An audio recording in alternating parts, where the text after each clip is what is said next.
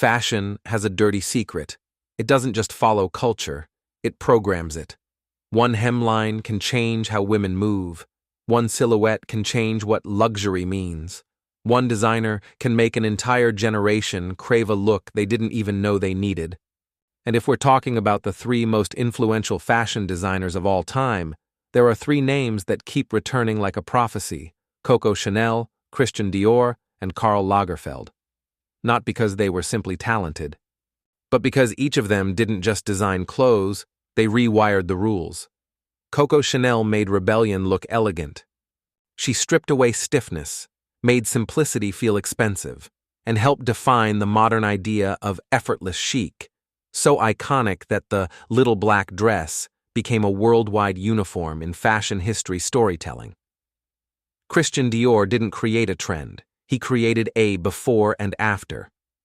In 1947, his new look landed like a cultural reset. The cinched waist, the dramatic skirt, the idea of femininity rebuilt as architecture. And Karl Lagerfeld proved that a fashion house can be resurrected like a brand new myth. He took Chanel when many saw it as a relic and turned it into a modern powerhouse through relentless reinvention.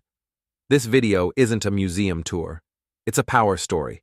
How Chanel created freedom, Dior created fantasy, and Lagerfeld created immortality. Before Coco Chanel, fashion didn't just dress women, it controlled them. The body was a project, the waist was a battlefield. Clothing wasn't always about expression, it was about permission. What you wore decided how you could sit, breathe, move, even how long you could stay outside without looking improper. Then Chanel walked in and did something that sounds simple, but was actually violent in fashion terms. She made comfort look expensive. Not comfort as laziness, comfort as power. The kind of power that says, I don't need to suffer to look elite. And Chanel didn't build that power with diamonds and drama. She built it with materials that, at the time, weren't considered worthy. The Metropolitan Museum of Art notes that much of her clothing was made of jersey, a choice described as unusual and inspired for women's fashion in that era.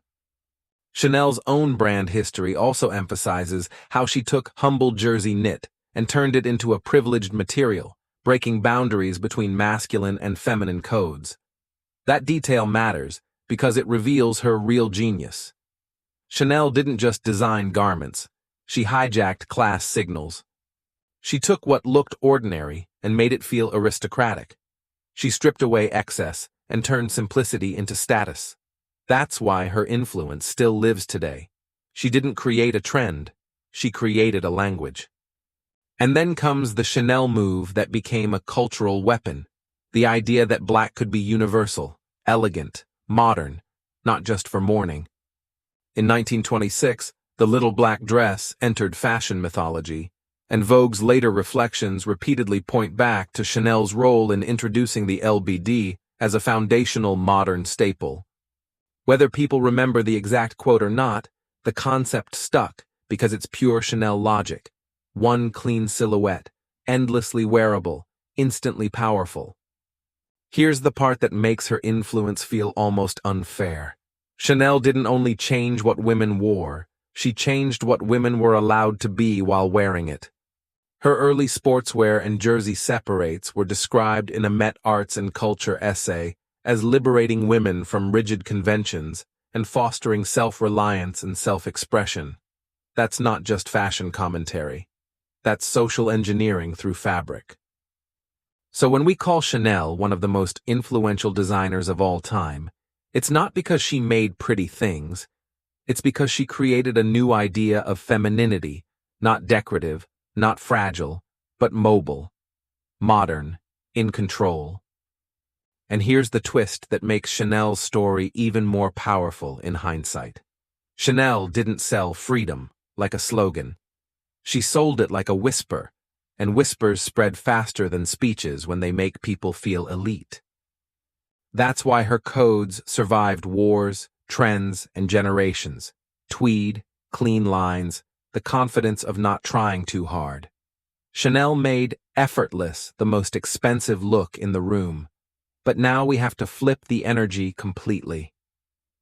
Because if Chanel's influence was about stripping things down, Christian Dior did the opposite. He rebuilt fantasy from the ground up, and in 1947, he shocked the world with a silhouette so dramatic it created a fashion before and after. If Chanel's revolution was a quiet blade, cutting away restriction, Christian Dior's revolution was a spotlight.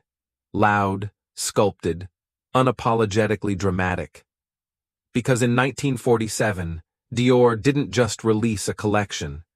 He dropped a silhouette so extreme it felt like the fashion world had been reset overnight. This was the new look.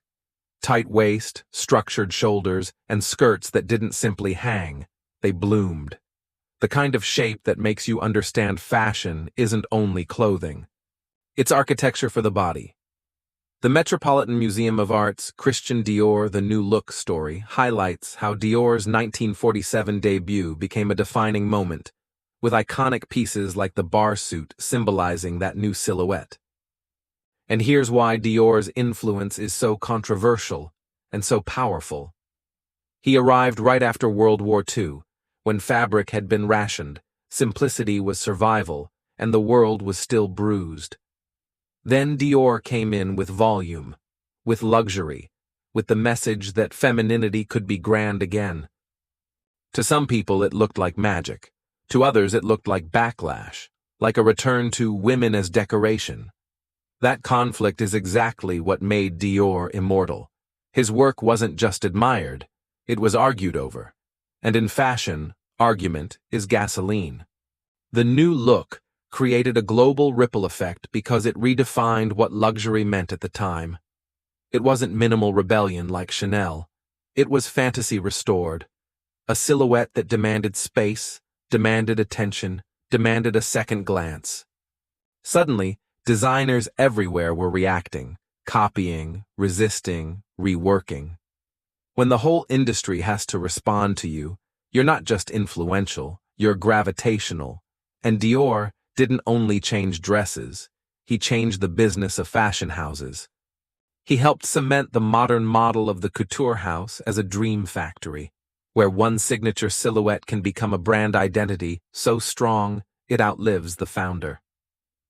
That's the real Dior legacy. Not only pretty gowns, but the idea that a house can sell a world, an aspiration, a mood, a standardized vision of beauty that can be marketed globally. So Chanel gave women freedom through simplicity. Dior gave women power through spectacle. Two opposite philosophies, both world-changing. And now comes the third force, the most modern one. Because if Chanel wrote the codes, and Dior rebuilt the fantasy, Karl Lagerfeld did something even more ruthless. He turned reinvention into an industrial machine. He proved a brand could live forever if you could remake it faster than time could age it. Karl Lagerfeld wasn't just a designer, he was a system, because his true talent wasn't only creating beautiful clothes, it was making a fashion house feel alive in every era, like it never had time to become old. And the most iconic proof of that power is what he did with Chanel. By the time Lagerfeld arrived at Chanel in 1983, the brand carried history, and the danger that comes with history, being seen as a relic. He stepped into a house built on Coco Chanel's codes and did the one thing most designers fear. He touched the sacred symbols and made them modern without destroying them. Even basic biographical summaries highlight how he became creative director at Chanel and transformed the brand's identity for a new generation. Here's Lagerfeld's genius in one sentence. He didn't replace the Chanel DNA. He weaponized it. Tweed, pearls, camellias, chains, black and white, the interlocking seas. He treated them like a language, then remixed that language endlessly. Season after season, he kept the codes recognizable but recontextualized. Punk Chanel, pop Chanel, street Chanel, fantasy Chanel. He made the brand feel like it could live anywhere. Runway, red carpet, youth culture, high society, without losing its authority. And that's why his influence is different from Chanel's and Dior's. Chanel changed how women dressed. Dior changed how luxury looked. Lagerfeld changed how fashion houses survive. He proved that in the modern era, the most powerful designer isn't just an artist, it's a storyteller with stamina. Someone who can feed the machine without killing the myth. And Lagerfeld fed it relentlessly, turning fashion into a constant stream of images, shows, and references. He understood that in the media age, relevance isn't a moment, it's a schedule. That's why Lagerfeld became one of the most influential designers of all time. He built the blueprint for modern creative direction. He made it normal for a luxury house to operate like an entertainment franchise, where every collection is an episode, every runway is a spectacle, every campaign is a new chapter in a story that never ends. Now comes the payoff. When you put Chanel, Dior, and Lagerfeld together, you're not just looking at three designers. You're looking at three different kinds of power that shaped fashion forever. Here's the cleanest way to understand why Coco Chanel, Christian Dior, and Karl Lagerfeld sit above almost everyone else. They didn't win the same game. They invented three different games, then forced the industry to play them. Chanel's power was liberation disguised as luxury. She took women out of stiff, status-heavy control and made movement look elite. The Met points to her use of jersey and sportswear-like practicality as part of what made her revolutionary, and that revolution still echoes every time effortless chic becomes the goal. Her influence isn't a dress. It's a mindset. Simple can be expensive. Comfort can be powerful. Black can be iconic. Dior's power was spectacle that rewrote the silhouette. In 1947, the New Look wasn't just a collection, it was a cultural line in the sand. The bar suit and that cinched waist, full-skirt architecture created a before and after moment the industry still references like scripture. His influence isn't only beauty, it's the proof that fashion can restore fantasy on a global scale. Lagerfeld's power was immortality through reinvention.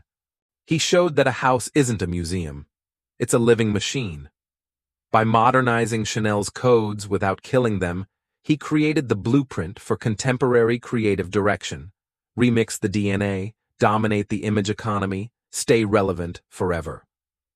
So who is most influential? If influence means changing how women live in clothes, it's Chanel. If influence means redefining luxury aesthetics for a generation, it's Dior.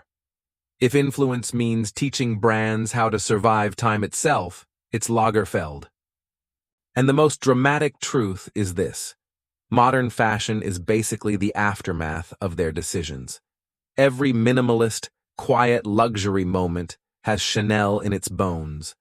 Every romantic, structured femininity revival has Dior's shadow.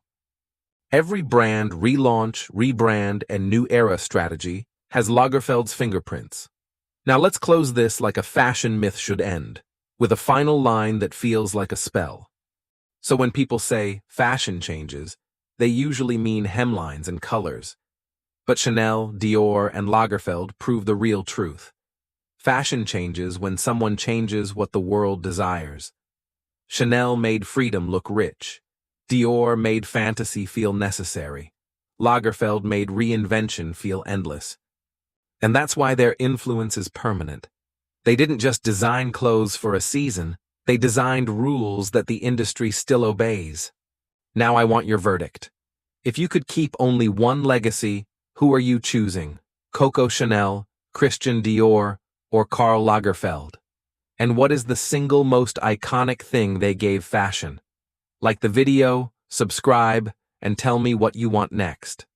Top 3 most controversial designers, or top 3 fashion houses that completely reinvented themselves.